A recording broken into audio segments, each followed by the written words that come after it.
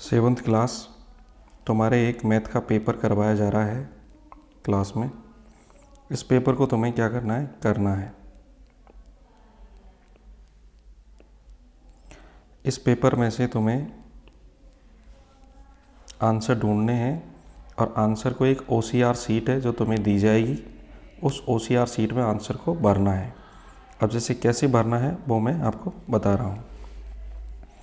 तो इसमें आपके जैसे कि पहला क्वेश्चन है आपके, तो OCR सीट मैं पहले बता रहा हूँ आपको। ये OCR सीट है, जैसे सेवन्थ क्लास है। अब सेवन्थ क्लास में एक नाम है जैसे कि आपके कृष्णा या दीपिका, किसी एक का नाम मैं यहाँ पे लिख रहा हूँ, पूरा नाम अपना लिखते रहना। फिर क्लास आपकी होगी सेवन्थ क्लास। फिर आपके रोल नंबर जो भी है XYZ, जैसे कि 20 रोल नंबर या आपके रोल नंबर 4 या जो भी हैं। फिर आपका सब्जेक्ट हो गया गणित। तो ये जो OCR है ये आपको मिलेगी, ये OCR क्या है आपको मिलेगी। तो OCR आपको, ये सीट आपको मिलेगी क्लास में। तो आपको पहले क्वेश्चन में अगर आंसर ए है तो ए पे टिक करना है, अगर बे है तो बे पे टिक करना है, अगर आपके से है तो आपके से पे टिक करना है, और आपके द है तो द, या ABCD जिस भी ऑप्शन में आपको आ रहा है वहाँ पे आपको टिक करना है। ठीक है, इस तरीके से OCR भरनी है, याद रहे। क्या क्या भरोगे, यहाँ पे आपका नाम, यहाँ आपकी क्लास, यहाँ आपका रोल नंबर और यहाँ आपका सब्जेक्ट। तो जो पेपर अभी मैं सॉल्व करवा रहा हूँ आपको मैथमेटिक्स का, वो पेपर आपको आपकी कॉपी में लिख के और अभी व्हाट्सएप पे आपको उसका होमवर्क डालना है। जैसे कि पहला क्वेश्चन है आपके कि 57049 से बनने वाली सबसे छोटी संख्या है। तो यहाँ पे देखो आपके 49057, 49,057, फिर 70,954, फिर 40,579, और ये आपके हो गए, इसमें देखो आपके 97,540।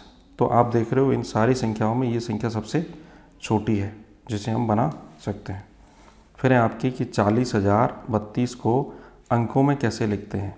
ठीक है, अब अंकों में लिखने का मतलब 40,000 और फिर आपके 40,000 नहीं, सॉरी, अब है आपके क्वेश्चन है कि 4032 को अंकों में कैसे लिखते हैं। तो 4000 और फिर इसमें 32 जोड़ दो, तो राइट आंसर आएगा आपके 4032। तो पहले का आंसर क्या हुआ से, दूसरे का आंसर भी क्या हुआ से। तो आपको जो मैं OCR क्लास में दूंगा उसमें आपको ये भरने के बाद पहले का आंसर क्या है से, दूसरे का आंसर क्या से, तो इस तरीके से टिक करना है आंसर को। ठीक है, अब क्वेश्चन नंबर आपको मिलेगा तीसरा कि 2000 + 3000 30,000, 2000 और 30,000 कितने हो गए 32, 32 में फिर 800, ठीक है, फिर 20 और फिर आपके 7। ठीक है, तो ये टोटल संख्या हो गया आपके 32,800 आपके 27। तो 32,827, तो राइट आंसर हो गया तीसरे का बे। तो तीसरे में जाके आप कहाँ पे क्लिक करोगे, बे पे। इसी तरीके से आपके सामने चौथा है क्रम से 6,000, 6,050, 6100 और 6150। यानी कि आपको पता है कि इसमें कितने ऐड किए, 50 प्लस होते जा रहे हैं, 50 प्लस होते जा रहे हैं। 6,000 में 50 प्लस करो तो 6,050, इसमें 50 तो 6100, इसमें 50 तो 6150। अब इसमें और आपको कितना ऐड करना है, 50, तो कितना मान आएगा आगे 6200, 6200। तो राइट आंसर हो जाएगा हमारा बे। ये मैंने आपको क्लास में 6 में समझाया था, सीरीज चलती इस तरीके से। तो 4 में आपको 4 पे जाके राइट कर देना है। फिर है आपकी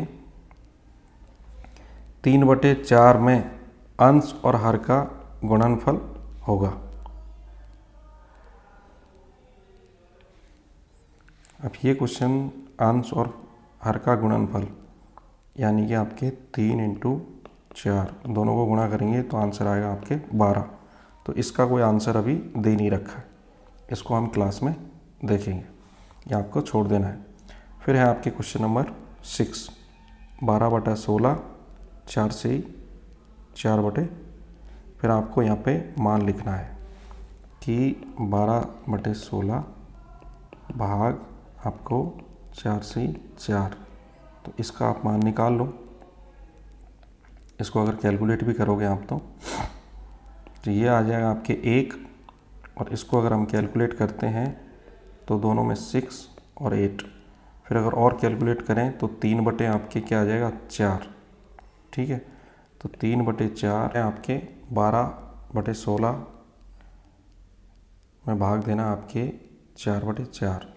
तो कोई मतलब नहीं है, 12 सही 16।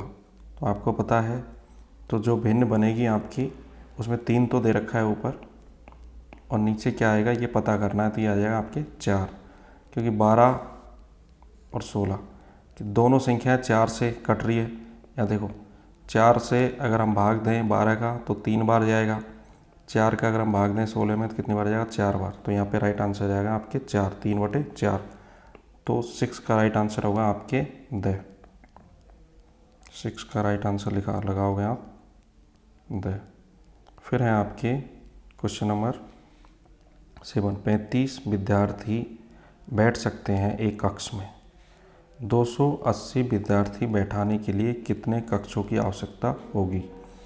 अब 35 विद्यार्थी एक कक्ष में बैठते हैं, तो हमारे स्कूल में टोटल संख्या मानो कि 280 विद्यार्थी है, और एक कक्षा में कितने बैठ जाते हैं 35। तो कितने कमरे चाहिए हमारे को, कितने कक्ष चाहिए। तो 35 का भाग दे दो।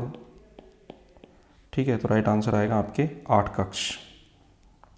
तो 7 का हो जाएगा आपके राइट आंसर ए। फिर है आपके क्वेश्चन, यदि भागफल 37 है, भाजक 25 है और शेषफल 4 है तो भाज्य संख्या होगी। तो भाज्य संख्या, एक मिनट, आपकी भाजक कितना है,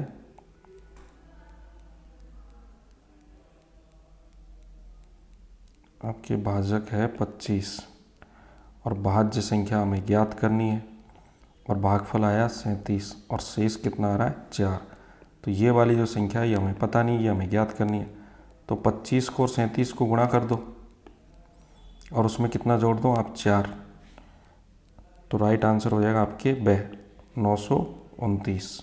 आप इसको करोगे तो आपको पता चलेगा। क्वेश्चन नंबर 8 का आंसर होगा ब।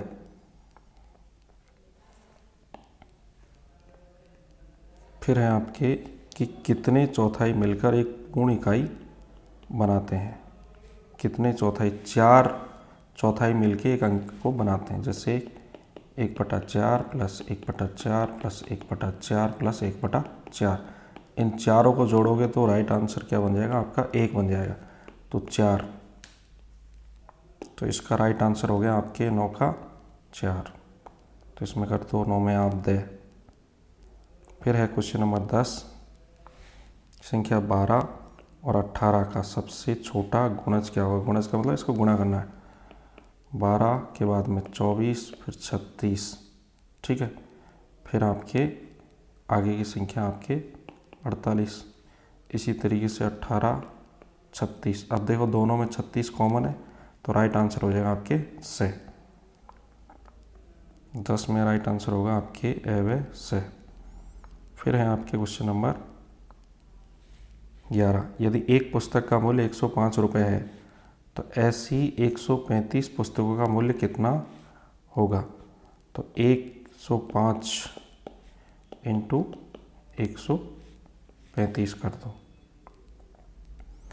तो आपको पता है कि पहले आप इसको 100 से गुणा कर दो, तो ये आपके 13,500 आ गए। फिर आपको केवल 5 को 135 से गुणा करना है। तो आपको पता है, आप कर लोगे इस गुणा को। तो ये दोनों ऑप्शन बैठ नहीं रहे, ये आंसर है नहीं हमारा। तो हमारा राइट आंसर हो जाएगा 14,175। इसका 11 का आंसर होगा आपके ए।